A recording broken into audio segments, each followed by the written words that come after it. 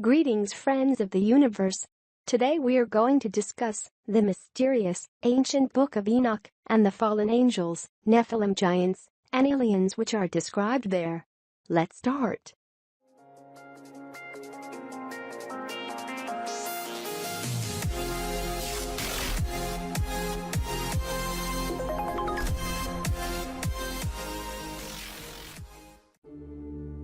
The Book of Enoch is one of the most important non-canonical apocryphal works and probably had a huge influence on early Christian, particularly Gnostic beliefs.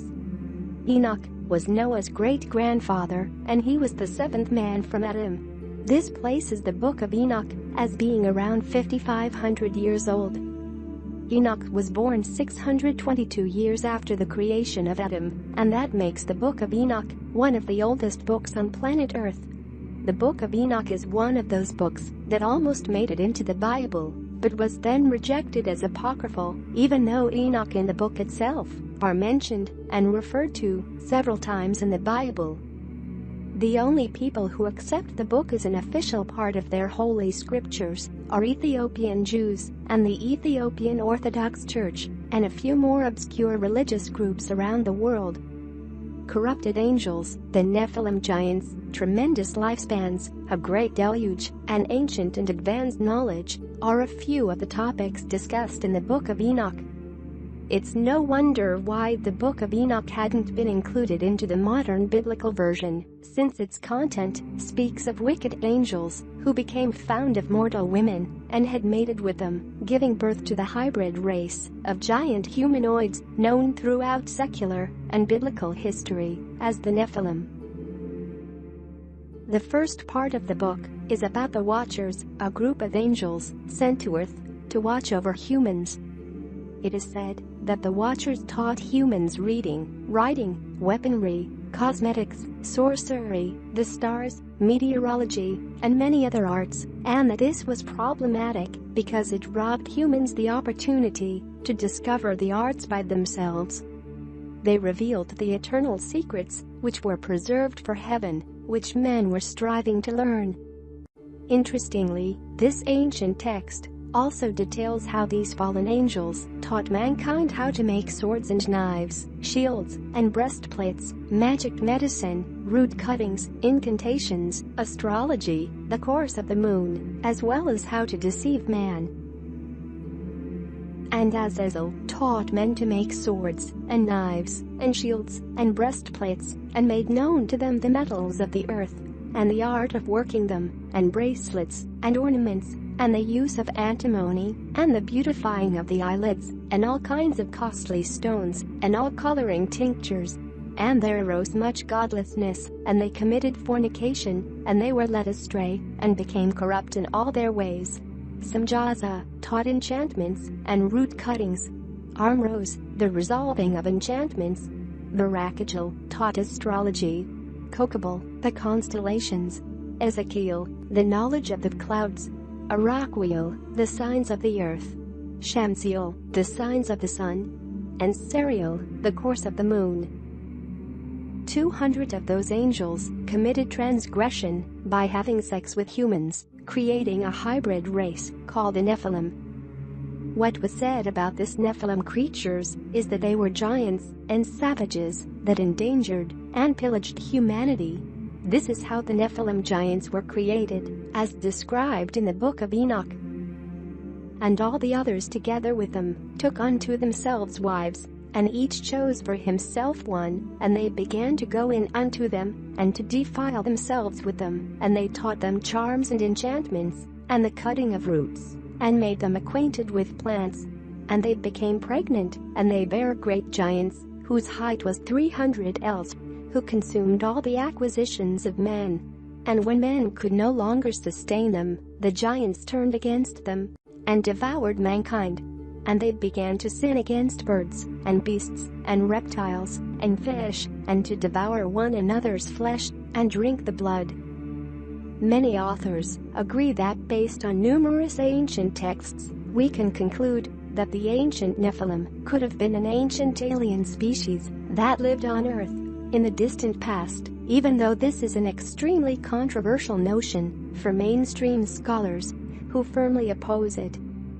According to several ancient texts, it's possible to conclude that the Nephilim giants were in fact mysterious beings that dominated over the planet before the Great Flood and are even the reason why the Great Flood occurred. Tales of these giants can be found in many ancient texts. Over 50 years ago, researchers came across one of the most important archaeological discoveries of the century when they discovered thousands of ancient artifacts. Among the artifacts discovered were thousands of antique scrolls that offered extremely important insight into our past. Many of these scrolls helped complete a lost fragment in Earth's history. But in addition to the numerous scrolls, archaeologists were surprised when they stumbled across a rare and unusual text.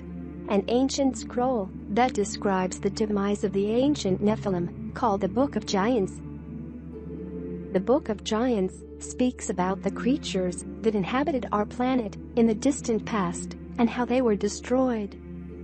Starting from the beginning, we must understand that even today, in the 21st century, the word Nephilim is not fully understood. Throughout the years, scholars have proposed a number of etymologies, among them, the fallen, apostates, and even those that cause others to fall. But regardless of their name and the meaning, the enigmatic Nephilim have long been considered the giant beings that inhabited our planet in the distant past. There are several ancient texts that make reference to the Nephilim. One of those texts is the Book of Genesis, which undoubtedly describes these mysterious beings. But the most of the information gathered today comes from the apocryphal Book of Enoch. Enoch plays a very important role in history and, curiously, is one of the most mysterious characters in the Book of Genesis. According to the Book of Genesis, Enoch lived for a staggering 265 years.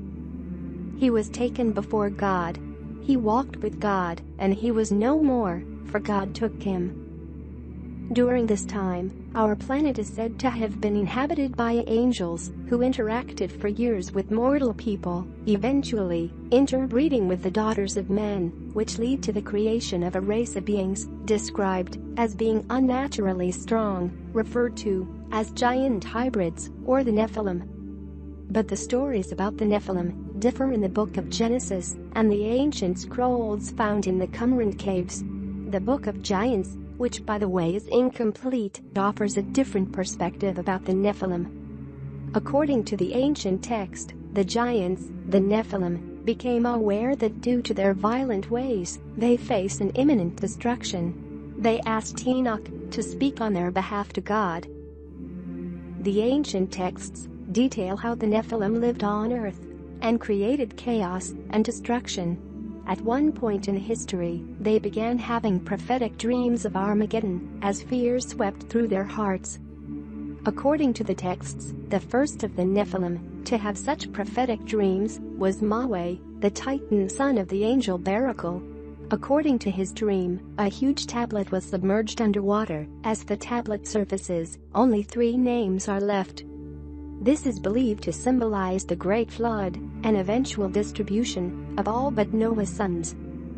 The Nephilim were unsure about the meanings of their dreams, and they spent time debating what Maweh had dreamed. However, they were unsuccessful in interpreting the meaning. Not long passed, and 2 more giants, Ohia and Hahia, the sons of the fallen angel Shimyaza, began having similar dreams. They dreamed a tree being uprooted, all except 3 of its root. This means that the Great Flood was planned many years before it happened, and the Nephilim giants' domination on Earth was destined to an end. However, despite many scholars trying to comprehend what the Nephilim were, there is considerable confusion surrounding these mysterious creatures, which according to ancient texts, were real and inhabited Earth in the distant past. There isn't doubt whether or not these beings were real. The only question that surrounds them is their actual origin and legacy. Countless of skeletons of giants are found around the world.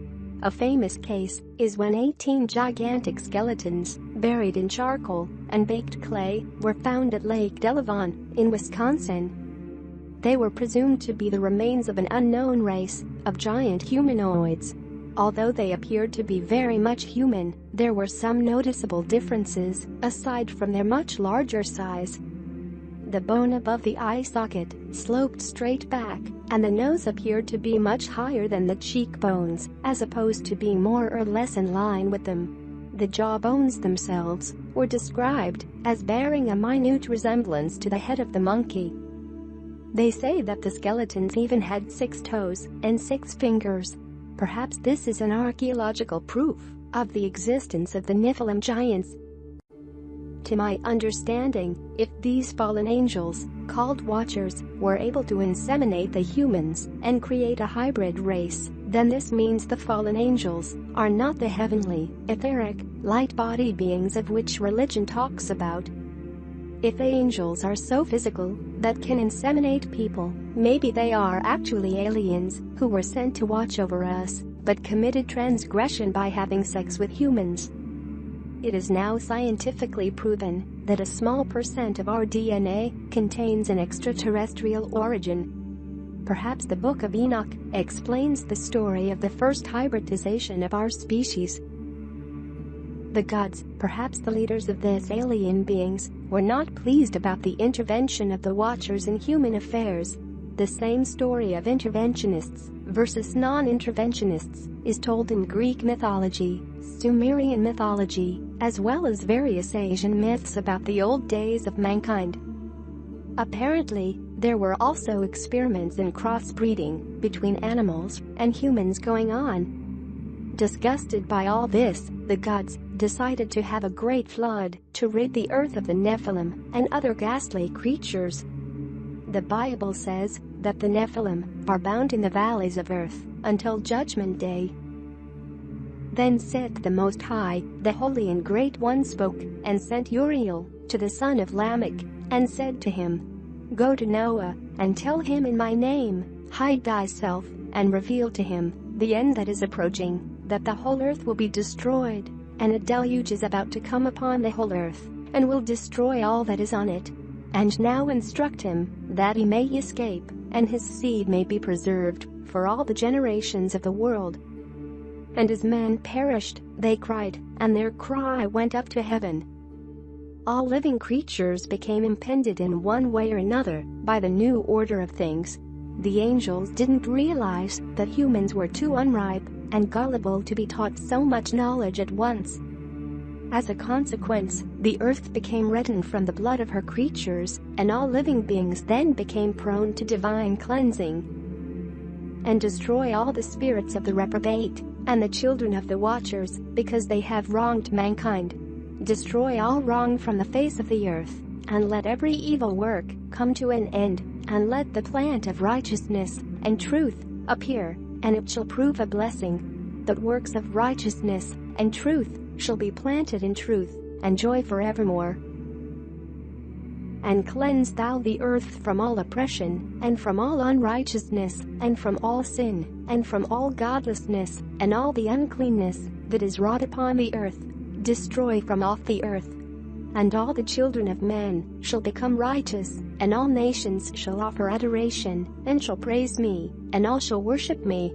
And the earth shall be cleansed from all defilement, and from all sin, and from all punishment, and from all torment, and I will never again send them upon it, from generation to generation, and forever.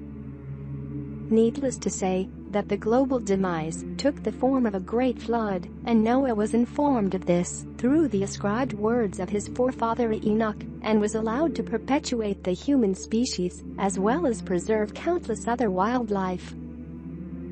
Another book, in which the angels, sent by God, are referred to as the Watchers, is the Book of Jubilees, the biblical Book of Daniel, and throughout ancient Jewish legend and folklore. In the Book of Enoch, the Watchers only became fallen angels after mating with humans and teaching them forbidden and secret knowledge, which they, according to Enoch, were not ready for. In Genesis, we read the following about the Nephilim. When men began to multiply on earth, and daughters were born to them. The sons of God saw how beautiful the daughters of man were, and so they took for their wives as many of them as they chose. Then the Lord said, My spirit shall not remain in man forever, since he is but flesh. His days shall comprise 120 years. At that time, the Nephilim appeared on earth, after the sons of God had intercourse with the daughters of man, who bore them sons. They were the heroes of old, the men of renown. The relevance of the first Book of Enoch was recently strengthened when among the Dead Sea Scrolls, the Book of Giants was found, dated to 200 BC, and talking about a time before the Great Worldwide Flood, when giants and dragons fought each other. Some of the names mentioned in the Book of Giants are also mentioned in the Talmud. The ancient gods were often depicted as flying chariots and dragons. So in summary, a group of angels were sent to earth as watchers. Since they had sex with humans, we must assume that they had bodies, that they were present in physical form. Possibly, the higher-ups were non-physical, or celestial, or ultra-terrestrial, whereas the watchers were what we would call humanoids and extraterrestrials. A part of those angels became fallen angels because they intermixed with humans, intervened in their affairs, and taught them things they were supposed to learn by themselves. As a result of the sins, a race of savage cannibalistic beasts that ate flesh and drank blood arose and turned paradise into a nightmarish place. Whoever had created the humankind and our world decided to have it destroyed with a giant flood, which only a few species should survive. Some beings fled or were locked into the underworld, which would either be hell on the astral planes or dwellings below the surface of the earth. Apparently, humankind are like children that need to be watched over by the watchers, but without too much intervention, because it would stifle their maturity. Does this sound familiar? Perhaps nothing has changed. Today, in the 21st century, we see hundreds of watchers in the sky throughout the years. These watchers are watching but are not interfering with us.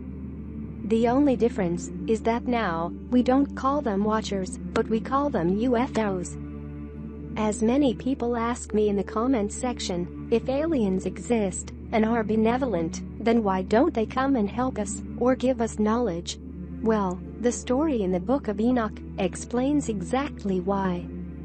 Today, many thousands of years later, the non-intervention policy of the extraterrestrials is apparently still ongoing, this time more successfully, with a few occasional interferences happening. Today, it seems that our remote history is either not allowed to surface because it would turn the instituted order to bits, or because that cycle of human history was never meant to be known for some really intriguing reason. How much this seclusion is benefiting mankind, we can only speculate, but I believe that such insight would offer us relief, and that's exactly what we need to become at peace with ourselves and the universe of which we're all part of.